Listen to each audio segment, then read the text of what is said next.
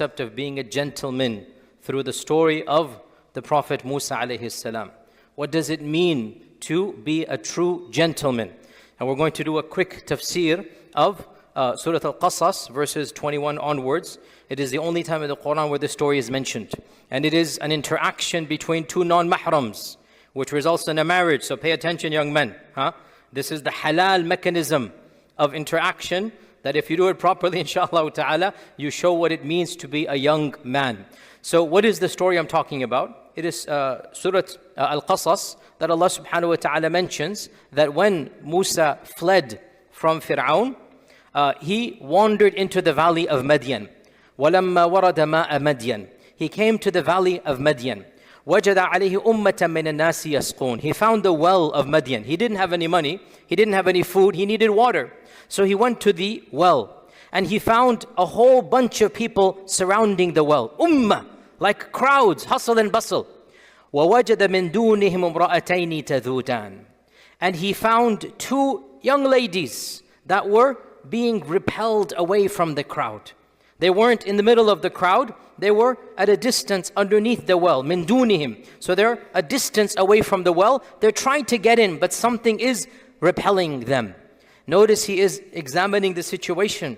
There's nothing wrong with looking around you, seeing male and female, what's going on. This is the Sharia doesn't say you walk literally blind to your feet. You see what's going on. And he sees two young ladies with their flock, and something is repelling them, or they're not in the thick of the crowd. So he walks up to them. قَالَ مَا خَطْبُكُمَا He says, what is the matter with you? قَالَ مَا خَطْبُكُمَا Now here we see as well that a non-mahram man is approaching a non-mahram lady and engaging in conversation. But the conversation, two words. Not, can I get your number? Not, what's your name? Not, let me tell you about myself. He sees a bizarre situation and he says, minimal conversation. What is going on? Why are you here? Ma khatbukuma. Now, why did he walk up to them? Some ulama say that it was strange to see women in basically a man's arena. And this is definitely a very likely possibility, that it's not typical, especially when you have shepherds and people that are of a different way of interacting and whatnot. You find two young ladies in a crowd full of workers that are jostling and shoving and bringing in. It's a strange situation. So he's seeing, is everything okay? Can I help out? And this shows you it is halal even in this case. And others mention another nukta, possibility, which is actually very likely. And that is that, imagine this scenario where you have a bunch of young men all jostling and shoving together, and you have two ladies in the distance. It is very likely that these men were saying things they shouldn't say, teasing, catcalling. This is usually very common. When you have a group of, workers, men of this nature, just all coming together, and then you have two ladies of this nature, there might have been some inappropriate back and forth. That's why the ladies are not tadhudan. They've been repelled by the manners of these men. So they're not in the thick of things. So Musa alayhi salam comes between them and the ladies as a defense mechanism. By the way, Musa was massive and huge. Musa was muscular and tall, right? So Musa alayhi salam shows what it means to be a gentleman and essentially protects the ladies from what's going on behind. And he says, why are you here? You see what's going on. I mean, ma khatbukuma. So he becomes a protector when he sees the need to protect. And these are two strangers. These aren't his kith and kin. He doesn't know them, but what's going on is not appropriate, could escalate to something more. So he says, ma khatbukuma, minimal. What is your issue and concern?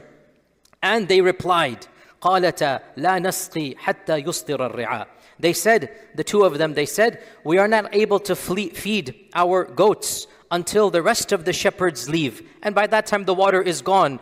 وَأَبُونَا شَيْخٌ كَبِيرٌ And our father is a very weak, elderly man.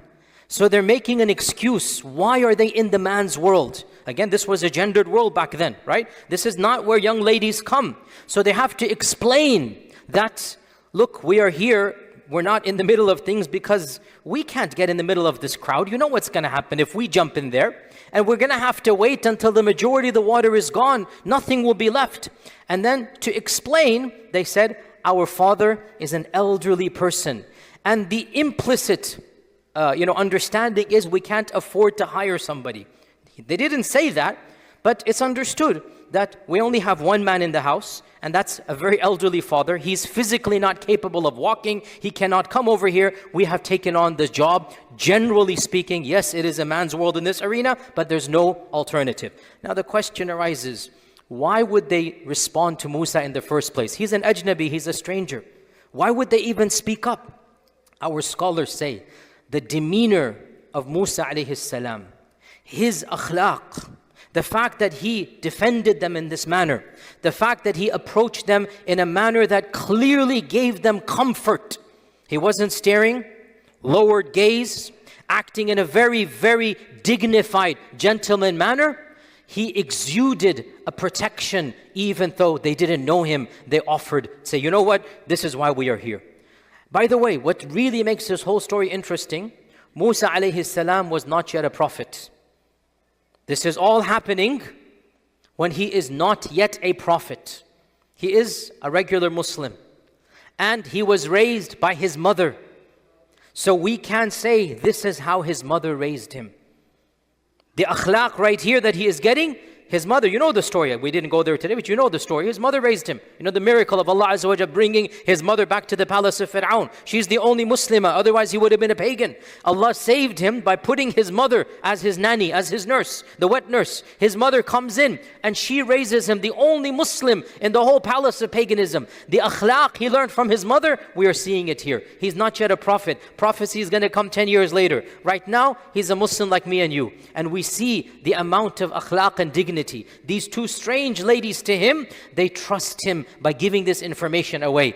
Our father is elderly and sick. He can't come here. We can't afford. They don't say this, but it's understood. We can't afford to hire somebody. That's why we're doing this job. When he hears this story, فَسَقَى لَهُمَا, he took the goats and went into the crowd with the other men there. فَسَقَى لَهُمَا, he's the one who went. Now, Allah says, فَسَقَى لَهُمَا, as if to indicate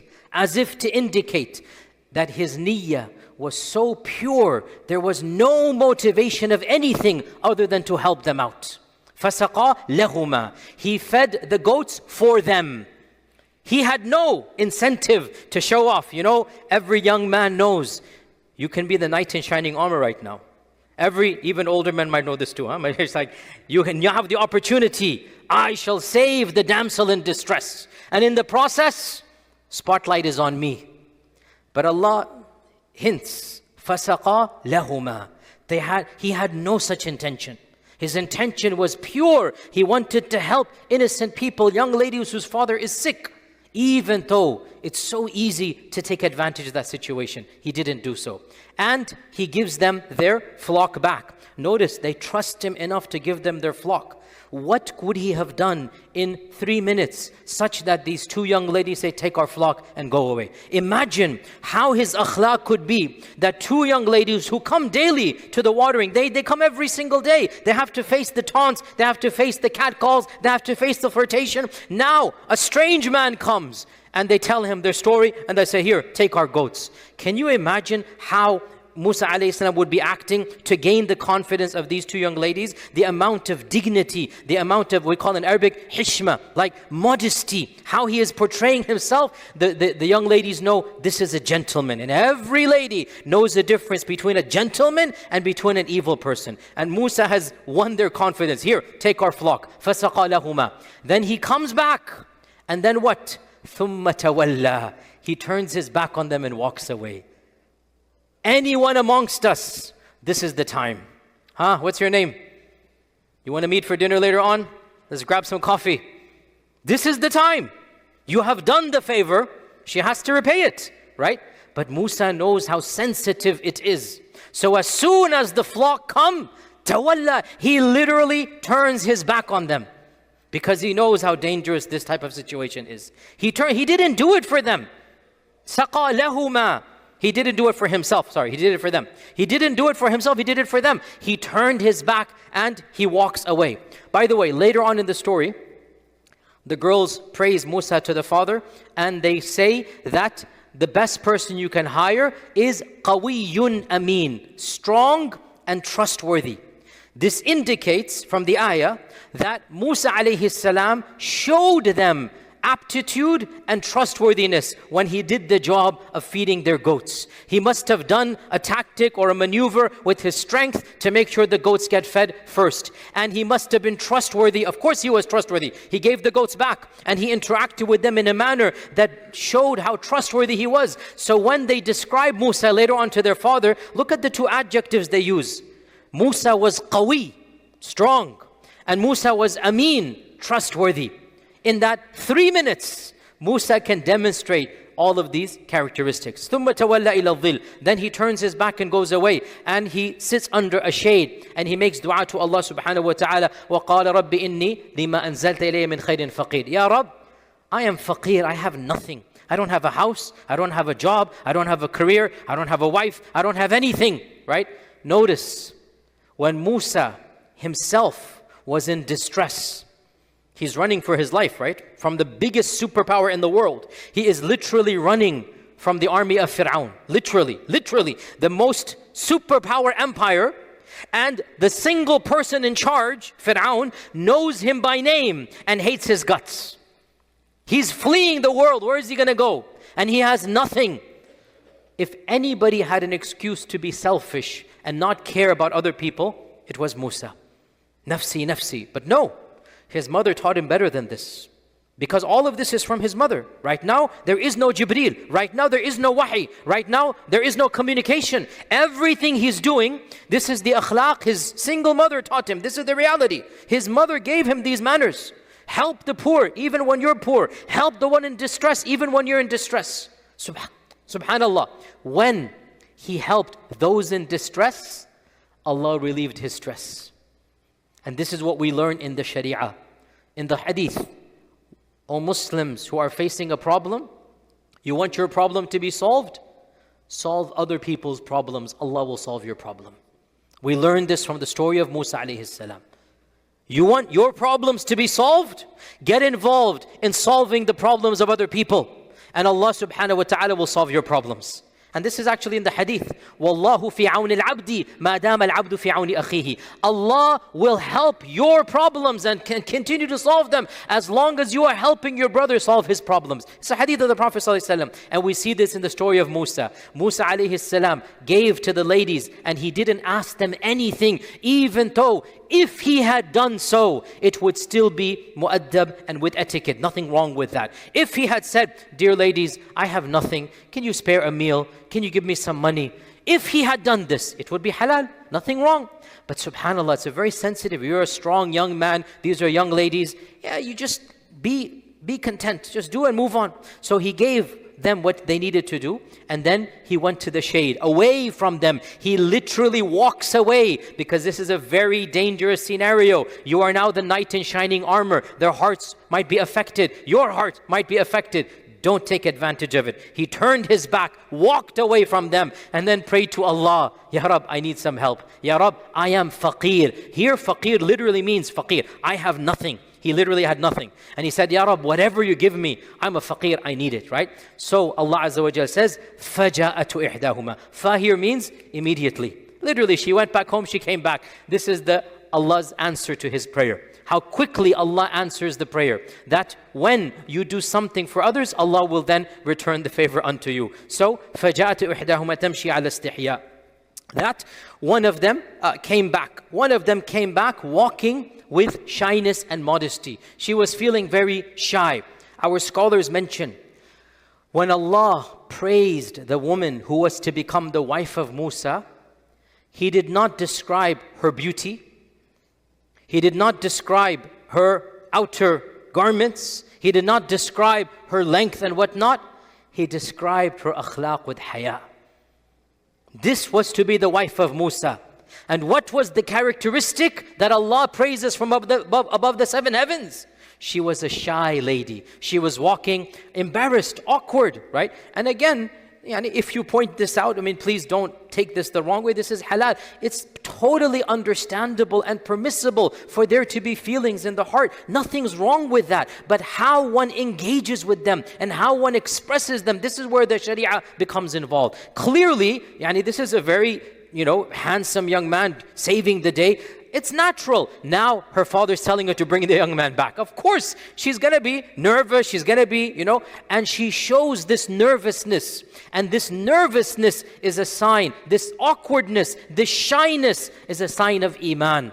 This is very politically incorrect to say, but it is what it is. I'm not going to change the sharia because our modern values have changed. One of the most praiseworthy characteristics of our young sisters should be that of haya. Yes, haya is also a masculine trait. Nobody's denying that. But especially amongst women, it becomes even more prized. And that's why Allah praises it in the Qur'an. So she's embarrassed, she's shy, she cannot look at Musa. One of the scholars say she was covering her face with her hand as she's speaking to him. I'm embarrassed. And she says, قالت إن أبي يدعوك. My father is calling you. Notice this is also wisdom. Anytime a young lady has to interact, try to bring in an adult male, even if it's by name. My father is calling you. If she had said, we are calling you, it would have been right. But every young man knows when you mention the father, all of a sudden you sift those that are serious from those that are players. Sisters, I speak to you as well, listen to this as well. If there is such a scenario and situation where something is in the heart, never ever interact alone. The father, even by name, has to come in. That's very necessary because it sifts the serious from those that are not serious. Inna abi yad'uka. My father is calling you. Even though we don't know, maybe she was calling, we don't know, maybe the conversation, but you mention the father is calling. لِيَجْزِيَكَ أَجْرَ مَا سَقَيْتَ لَنَا, so that he can reward you for what you have done. So then Musa and the lady walked towards the house. Now, our scholars mention, as soon as she walked in front of him, Musa realized this is very awkward. Every, again, young man, maybe even older men, you understand there's a lady in front of you, the wind is going to be blowing. It's not appropriate. It's a little struggle for many of us to make sure we're not staring at this situation. Musa understood. So what did he do? He said to her, you walk behind me, and I shall walk forward, and if I'm going in the wrong direction, throw a stone in the direction I should be walking. Subhanallah. He understood. Now every man understands, right? You have the lady right in front of you and you're walking behind. It's not a very safe scenario for the gaze, right? Musa, as a Muslim male, not a prophet yet, he understands he doesn't want to be in that position. So he says to the lady, he doesn't even tell her, tell me, even though it is halal to talk. He just spoke with her now. But to minimize, he says, I'll walk, and if the direction is wrong, throw the stone in the direction I should be going, I'll walk in that direction. Subhanallah. This shows you the haya and the akhlaq of Musa alayhi salam. So he then returns and goes to the father. Now, I don't want to go into the long details of this controversy. The claim that the father was Shu'aib alayhi salam, you find it in some books, but it is completely wrong. I'm sorry, but it is wrong. Chronologically, it doesn't make any sense. There is no Shu'aib at the time of Musa alayhi salam. I know this is what you have heard. I know it's very common, but it doesn't matter if it's common. It just doesn't make any sense. There's no evidence for this. In fact, it goes against everything we know. Shu'aib is a different era, different time, different place. Shu'aib has nothing to do with Musa alayhi salam. This is not Shu'aib. It was just another man in the town of Madian, in the valley of Madian. So فَلَمَّا جَاءَهُ, then he goes to the father, وَقَصَّ عَلَيْهِ الْقَصَص. He tells him the whole story. Surah Al-Qasas, قَصَّ عَلَيْهِ الْقَصَص. This is why it's called Surah Qasas. قَصَّ عَلَيْهِ الْقَصَص. He told him the story, right? What story? Of his upbringing, how Allah saved him, how his mother was where he learned his akhlaq from. He was in the palace of Fir'aun. Fir'aun's trying to kill him. That's why he's here with no money, no job, no career, no wife, nothing. So then, all of a sudden, light bells are going off in everybody else's head, right? We need this guy. So, قالت إحداهما, the lady that was going to become his wife. All of this, إحداهما, the Qur'an is referencing the same lady. The one of the two of them, the one that's going to become his wife. She's the one that's walking back. She's the one that suggests. Again, fathers, understand certain feelings are halal. You don't have to criminalize if they're existing in the heart. It's not anything negative. This is the real world. In the time of Musa, we see this. You don't think it's going to happen now? The point is not the feelings, they're halal. The point is what we do with those feelings. So the young lady says, Ya abat istajirhu. Oh my father, why don't you hire this young man? Why don't you make him somebody that's permanent, in our lives? The father understands what is going on. And so the father says, I have an offer for you. He understands it's his daughter in the end of the day. When the daughter is speaking up and saying, I want this young man, to be hired by you. It's understood what's going on. And so the father says, I have an offer for you. I have an offer for you. I shall marry you one of my two daughters. Again, the same one. I shall marry you one of my two daughters if you work for me 10 hijaj, yani 10, units of time. Some say it's a year, some say it's 10 months, whatever it might be, right? So, thamaniya hijaj, 8. And if you do 10, that is even better for you. And this shows us, subhanAllah, the rahmah of Allah Azza wa Jal, how one small act of feeding goats literally changed the entire life of Musa alayhi salam. He didn't have a job, a career, a wife, a roof over his head. He got everything. Everything. So I joke, oh young men, go feed some goats water inshallah, and then make dua to Allah Azza wa Jal, okay? Or you can feed people water as well. Point is, help people out, right? So she said, hire him. Now notice, what words did she use? She said, Inna khayra man istajarta al-qawiyyu al-amin. The best person you can hire is the one who's strong and qualified and the one who's trustworthy. Again, I go back to this point.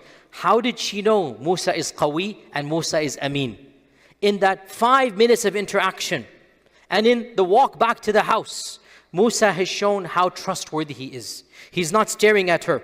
He's acting like a gentleman throughout the entire time. If you can act like a gentleman with a lady, you are far more trustworthy with money and with property. If you can be trustworthy with a young lady, you can be trustworthy with anything else. And she knows this. And as for qawi, he must have shown his strength when he's feeding the cattle, when he's giving the water to the goats and whatnot. She sees this is a strong and trustworthy man, and she says, this is the best person you can hire. And the story goes on. Khulasa, the summary of it is very simple, brothers and sisters. There's a lot of talk these days about masculinity and about being a gentleman. SubhanAllah, look at the story of Musa alayhi salam. Look at how he interacted with a young lady. Look at how he showed the akhlaq of the Muslim.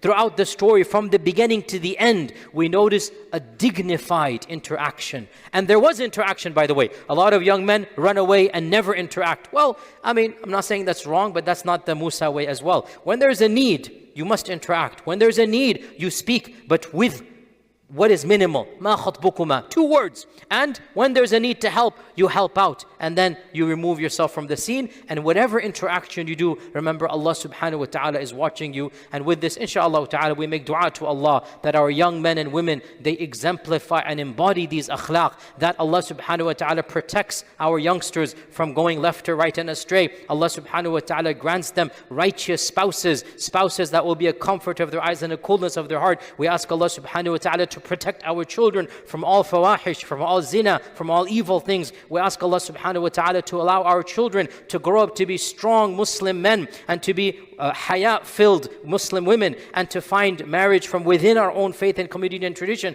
We ask Allah subhanahu wa ta'ala to grant them righteous spouses and to grant them beautiful offspring. Inshallah, we'll continue later on. Jazakumullahu khairan. Assalamu alaikum wa rahmatullahi wa barakatuh.